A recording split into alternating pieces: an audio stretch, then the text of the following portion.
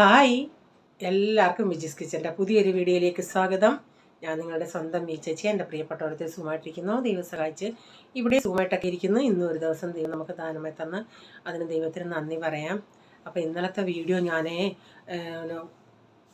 ചില വീഡിയോകൾ എക്സ്പോർട്ട് ആവാൻ കുറേ സമയം എടുക്കും. ഇങ്ങനെയില്ലേ, ഉറുമ്പ് ഇതിനേക്കായി പെട്ടെന്ന് കഴിയും. അതുപോലാണ് ഇന്നലെ വീഡിയോ എഡിറ്റ് ചെയ്യുന്നത്. ഒരു 1.5 മണിക്കൂറിൽ കൂടുതലെടുത്ത് അത് എക്സ്പോർട്ട് ആവാൻ, പിന്നെ അത് യൂട്യൂബിൽ അപ്ലോഡ് ചെയ്യാൻ കുറച്ചുകൂടെ സമയം എടുത്തു. അതാണ് ഇന്നലെ ലേറ്റായത്. അസമയത്തായതുകൊണ്ട് ചിലർക്കൊന്നും നോട്ടിഫിക്കേഷൻ കിട്ടിയില്ലെന്ന് തോന്നുന്നു. എന്തോ ചെയ്യാനാ.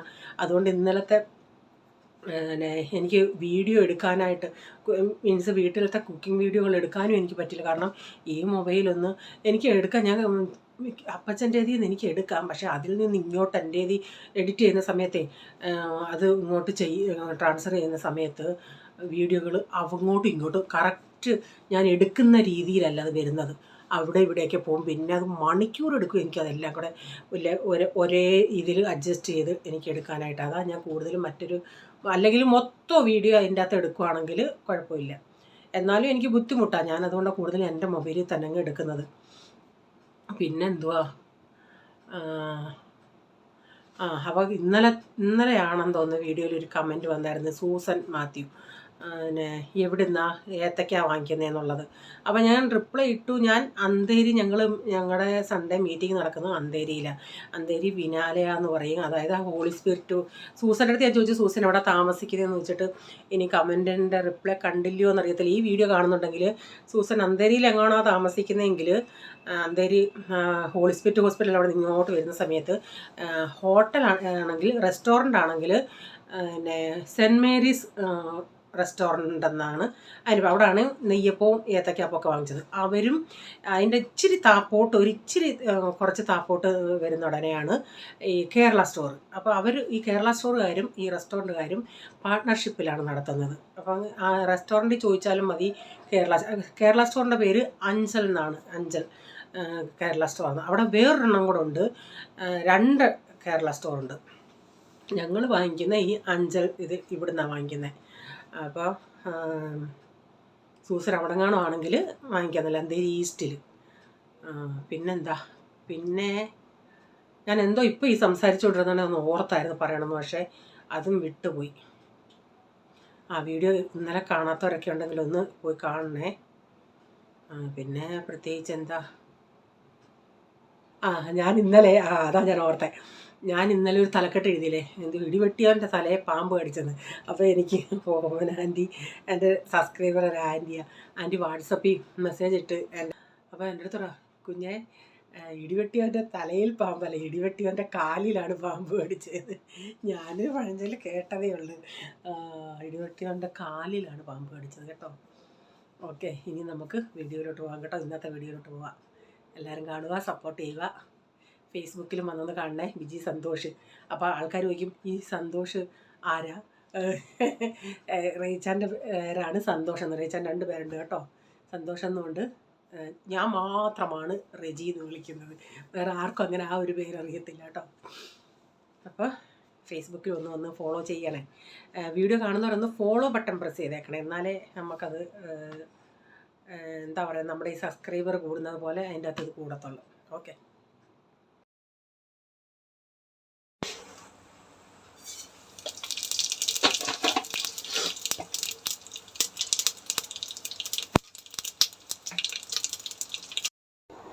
രാവിലെ അന്നേരം ഇത് പ്രീസമോൻ സ്കൂളിലുള്ള സമയത്തുള്ള ഒരു ദിവസത്തെയായിരുന്നു. അപ്പോൾ ഇവർക്കെല്ലാം ഞാൻ ഇന്ന് ടിഫിൻ കൊടുത്ത് വിട്ടത്, ഇപ്പം മട്ടറുണ്ടല്ലേ, മട്ടറും പൊട്ടറ്റോയും ഒക്കെ ഇട്ട് ഒരു ബിരിയാണിയാണ് ഉണ്ടാക്കിയത്. അപ്പം ഞാൻ കുക്കർ വെച്ച് ആദ്യം ഇച്ചിരി ഓയിലൊഴിച്ച് ഇച്ചിരി ഷഹാജീരായും അതിൻ്റെ അകത്ത് 2 ബേ ലീഫും ഇട്ട്, പിന്നെ ഞാനൊരു 2 മീഡിയം സൈസിലെ ഉരുളൻകിഴങ്ങ് കൂടെ ചേർക്കുന്നുണ്ട്. ഉരുളൻകിഴങ്ങൊക്കെ നിങ്ങൾക്ക് ചേർക്കണമെങ്കിൽ ചേർക്കാം, ചേർക്കണ്ടെങ്കിൽ ചേർക്കണ്ട. ഇവിടെ പിള്ളേർക്ക് ഇഷ്ടം. ഇതിൻ്റെ അകത്ത് അല്ലെങ്കിലും ഈ ബിരിയാണിക്കകത്ത് ഇച്ചിരി ഉരുളൻകിഴങ്ങ് കൂടെ ഇട്ട് അതിൻ്റെ കൂടെ ഇടയ്ക്ക് കിട്ടുന്നത് നല്ലതാണ്. അപ്പം ഞാൻ മട്ടർ പൊളിച്ചതൊന്ന് കഴുകിയിട്ടാണ് ഇതിൻ്റെ അകത്തോട്ടൊന്ന് ചേർത്തേക്കുന്നത്. മട്ടറൊക്കെ ഞാൻ കുറച്ച് ചേർത്ത്. എനിക്ക് ഈ മട്ടറൊക്കെ ഇങ്ങനെ പച്ച മട്ടർ നമ്മുടെ നൂഡിൽസിൻ്റെ അകത്തും ഇതിലകത്തൊക്കെ ഇട്ട് കഴിക്കുന്നത് ഇഷ്ടമാണ്. ഇതിലേക്ക് ഞാൻ 1 ടീസ്പൂൺ ഇഞ്ചി വെളുത്തുള്ളി പേസ്റ്റ് കൂടെ ചേർത്തിട്ടുണ്ട്. എന്നിട്ട് ഇച്ചിരി നേരം അതൊന്ന് ഇളക്കി കൊടുക്കാം. അതേസമയം ഇത് തലേന്ന് ഈ ചോറ് വേവിച്ച് റൈസ് വേവിച്ച് ഫ്രിഡ്ജിൽ വെച്ചിട്ട് രാവിലെ ചെയ്യുമായിരുന്നെങ്കിൽ കുറേയും കൂടെ നല്ല, കാരണം അന്നേരം ഫ്രിഡ്ജിൽ വെച്ചിട്ട് ഈ റൈസ് എടുക്കുന്നതിന് നല്ല ഒന്നേ തൊടാതെ എടുക്കും. അല്ലെങ്കിലും നമ്മൾ ഒന്നേ തൊടാതെ ഇരുന്നു, എന്നാലും ഈ ചൂടോടെ ഉണ്ടാക്കുന്നതിന് എനിക്ക് തോന്നിയിട്ടുള്ളത് ഇതിനെ റൈസ് നമ്മൾ വേവിച്ച് വെച്ചിട്ട് രാവിലെ ഇതെല്ലാം ചെയ്തിട്ട് ഇതിൻ്റെ അകത്തിട്ട് ഇളക്കുന്ന നല്ലതാണെന്നാണ് എനിക്ക് തോന്നിയിട്ടുള്ളത്. അപ്പോൾ ഇതെല്ലാം ഇച്ചിരി ഒന്ന് ഇളക്കി കഴിഞ്ഞതിന് ശേഷം ഞാൻ ഇതിലേക്ക് 1/2 ടീസ്പൂൺ മഞ്ഞൾപ്പൊടി, 1 ടീസ്പൂൺ മല്ലിപ്പൊടി, ഒരു 3/4 ടീസ്പൂൺ കാശ്മീരി മുളക് പൊടി, 1/2 ടീസ്പൂൺ ഗരം മസാല, പിന്നെ ബിരിയാണി മസാല 1.5 ടീസ്പൂൺ. ഇതൊരു 2 ഗ്ലാസ് അരിയുടെ അളവാണ് ഞാൻ ഈ പറയുന്നത്. എന്നിട്ട് ഇതിൻ്റെ പച്ചമണം പോകുന്ന വരെ നമുക്കിതൊന്ന് മൂപ്പിച്ചെടുക്കാം. നമ്മൾ ഏത് കമ്പനിയുടെ ബിരിയാണി മസാലയാണ് ചേർക്കുന്നതെന്ന് വെച്ചാൽ അതനുസരിച്ച് അതിൻ്റെ ബിരിയാണിക്കൊരു സ്മെല്ലും വ്യത്യാസമുണ്ട്. ഈ ബിരിയാണി മസാലയുടെ സ്മെല്ലും ഞാൻ നേരത്തെ ഷാഹി ബിരിയാണി മസാലയല്ലായിരുന്നു ചേർക്കുന്നത്, അതിൻ്റെ സ്മെല്ലും വേറെ വേറെയാണ്. ഈ മസാലയുടെ സ്മെല്ല് ഞങ്ങൾ ഈ വെളിയിൽ നിന്നൊക്കെ ബിരിയാണി വാങ്ങിക്കത്തില്ലേ ചില കടകളിൽ നിന്ന്, അവിടുന്ന് നേരം ആ ബിരിയാണിയുടെ സ്മെല്ല് ഈ മസാലപ്പൊടിയുടെ സ്മെല്ലാണ്. അപ്പോൾ ഞാൻ അരി കഴുകി ഇതിൻ്റെ അകത്ത് ഇട്ടിട്ട് ആദ്യം ഒന്ന് നന്നായി ഇളക്കി കൊടുക്കുന്നുണ്ട് ഇച്ചിരി നേരം.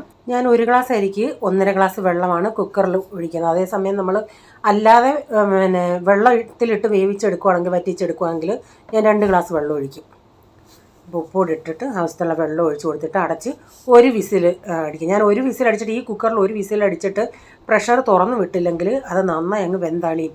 അതുകൊണ്ട് ഞാൻ നിങ്ങളുടെ കുക്കറിൻ്റെ വിസിൽ നിങ്ങൾക്കറിയാമല്ലോ, അതനുസരിച്ച് അഡ്ജസ്റ്റ് ചെയ്യുക. പ്രഷർ തുറക്കണോ തുറക്കണ്ടേ എന്നുള്ളത് അത് വെച്ച് ചെയ്താൽ മതി. ഞാൻ ഇച്ചിരി പ്രഷർ തുറന്ന് വിടുവേ. രാവിലെ ബാക്കിയുള്ളവർക്ക് ബ്രേക്ക്ഫാസ്റ്റ്, പിള്ളേർ രാവിലെ ഒന്നും കഴിക്കത്തില്ല, ഡാഡിക്കും ഞങ്ങൾക്കൊക്കെ രാവിലെ കഴിക്കാനായിട്ട് ബ്രെഡിൻ്റെ അകത്ത് പീനട്ട് തേച്ചിട്ട് അത് ടോസ്റ്റ് ചെയ്തെടുത്ത് അതായിരുന്നു. അപ്പം ഞാൻ കുക്കറിൽ നിന്ന് ചീനച്ചട്ടിക്കകത്തോട്ട് ഇട്ടേ. അത് ചൂടോടാകുമ്പോൾ ഇച്ചിരി ഇങ്ങനെ ഒട്ടിയിരിക്കുന്ന പോലെ തോന്നും, പക്ഷേ തണുത്ത് കഴിയുന്നുണ്ടേ നല്ല സൂപ്പറായിരുന്നു. പിള്ളേർക്ക് നന്നായിട്ട് ഇഷ്ടപ്പെട്ടു കേട്ടോ. ബിരിയാണി മസാല പുലാവിനേക്കായി അവർക്ക് ഇതാണ് കുറേയും കൂടെ, ബിരിയാണി മസാലയൊക്കെ ഇട്ടുണ്ടാക്കുന്നതാണ് ഇഷ്ടം.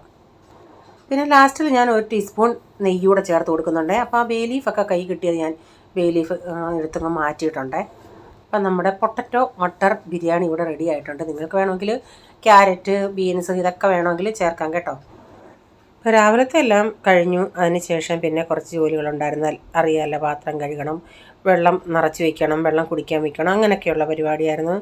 അപ്പം രാവിലെ അതിന് ശേഷം ഞാൻ പിന്നെ പയറൊന്നും അരിഞ്ഞു വെച്ചില്ലായിരുന്നു. പിന്നെ ഞാൻ അതിന് ശേഷമാണ് ഇരുന്ന് നമ്മുടെ ഒടിയൻ പയറുണ്ടല്ലേ അതരിഞ്ഞെടുത്ത് അതൊന്ന് തോരൻ വയ്ക്കണം.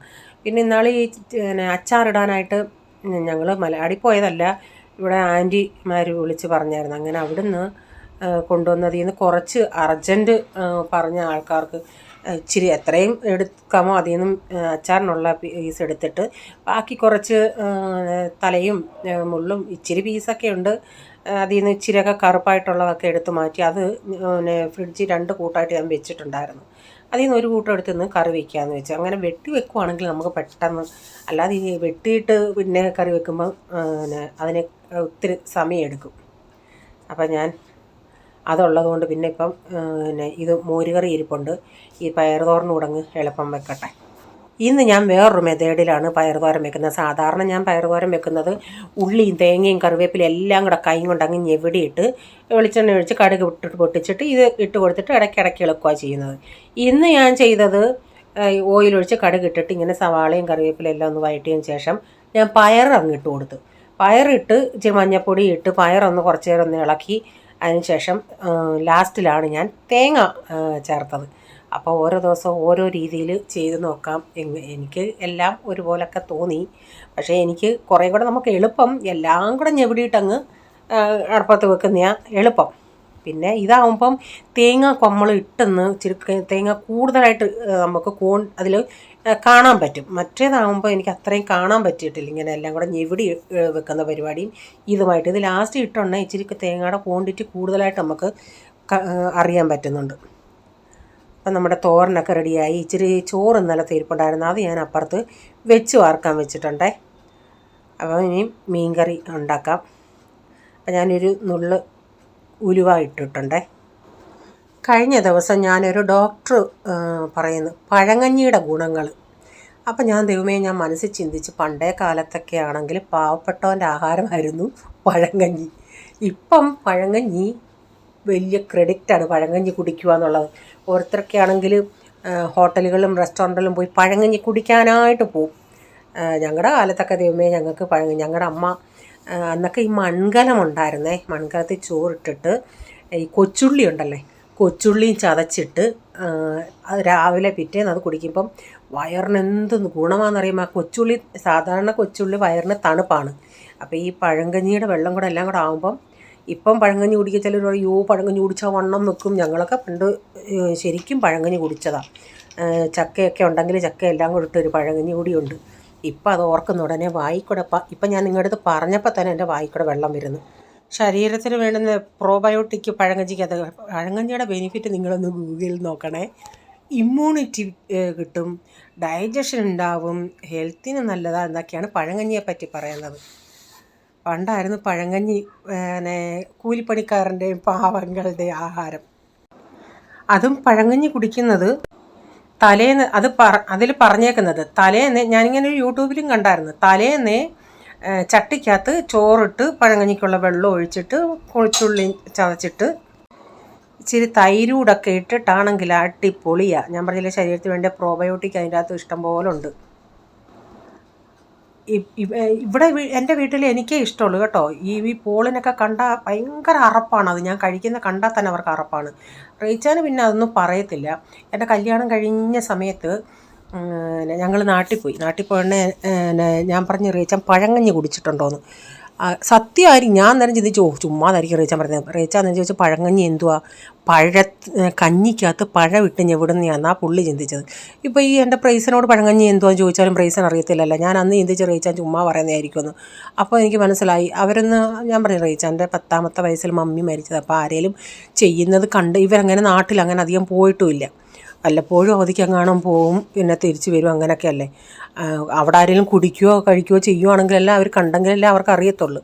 ഇപ്പം ഞാൻ ഈ കുടിക്കുന്നത് കൊണ്ട് പോളിന് അറിയാം.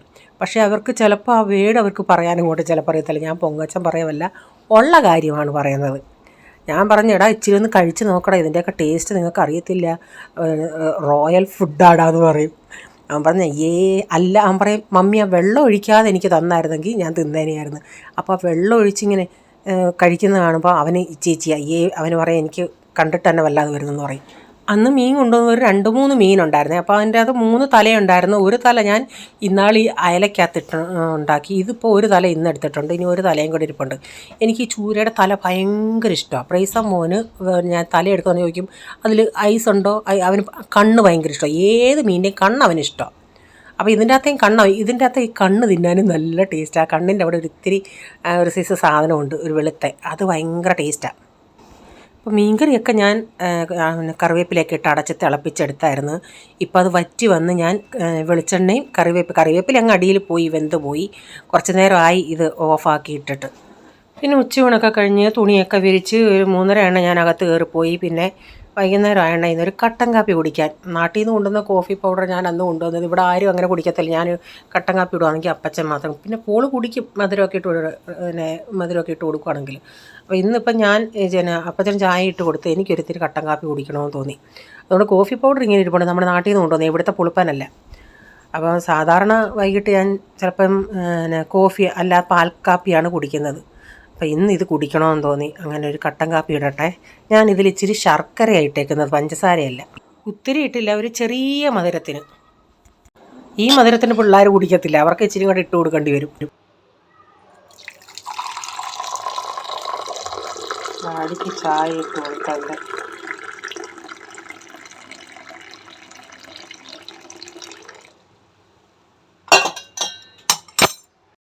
ഞാൻ കഴിഞ്ഞ ദിവസം വിരുന്നുകാർ വന്നിട്ട് കേക്ക് വാങ്ങിച്ചില്ലേ, വാനില കേക്കും മാവാ കേക്ക് അങ്ങ് തീർന്നു. വാനിലയുടെ 2 പീസ് ഉണ്ടായിരുന്നു. അപ്പോൾ ഞാൻ ഒരു പീസ് കേക്ക് കൂടെ എടുക്കാമെന്ന് വെച്ച്. ഇവിടെ അങ്ങനെ കേക്ക് വാങ്ങിയിട്ടൊന്നുമില്ല, പിന്നെ വിരുന്നുകാർ വന്നുകൊണ്ടങ്ങ് വാങ്ങിച്ചത്, അത് ബാക്കിയിരുന്നത് കൊണ്ട് ഇപ്പം കട്ടൻ കാപ്പിയുടെ കൂടി ഇത് കുടിക്കാമെന്ന് വെച്ച്. അപ്പോൾ ഇന്നത്തെ വീഡിയോയിലെ വിശേഷങ്ങൾ ഇതൊക്കെയായിരുന്നു. വീഡിയോ ഇഷ്ടമായെങ്കിൽ ലൈക്ക് ചെയ്യണേ, നിങ്ങളുടെ അഭിപ്രായം കമൻറ്റിൽ കൂടെ അറിയിക്കണേ. സബ്സ്ക്രൈബ് ചെയ്യാതെ ആരെങ്കിലും വീഡിയോ കാണുന്നുണ്ടെങ്കിൽ വീഡിയോ ഇഷ്ടമായി വീണ്ടും ഈ ചാനൽ കാണണമെന്ന് ആഗ്രഹം ഉണ്ടെങ്കിൽ ഒന്ന് സബ്സ്ക്രൈബ് ചെയ്തിട്ട് ആ ബെല്ലേക്ക് ബട്ടണൂടെ പ്രസ് ചെയ്യുകയാണെങ്കിൽ ഓൾ എന്നൊരു ഓപ്ഷൻ വരും. അതുകൂടെ പ്രസ് ചെയ്യുകയാണെങ്കിൽ ഞാൻ വീഡിയോയുടെ നോട്ടിഫിക്കേഷൻ നിങ്ങൾക്ക് എന്നും വരുന്നതായിരിക്കും. ഇനി ഒരു പുതിയ വീഡിയോയുമായി വരും വരെ bye. God bless you all. Thank you. Take care. Bye. See U.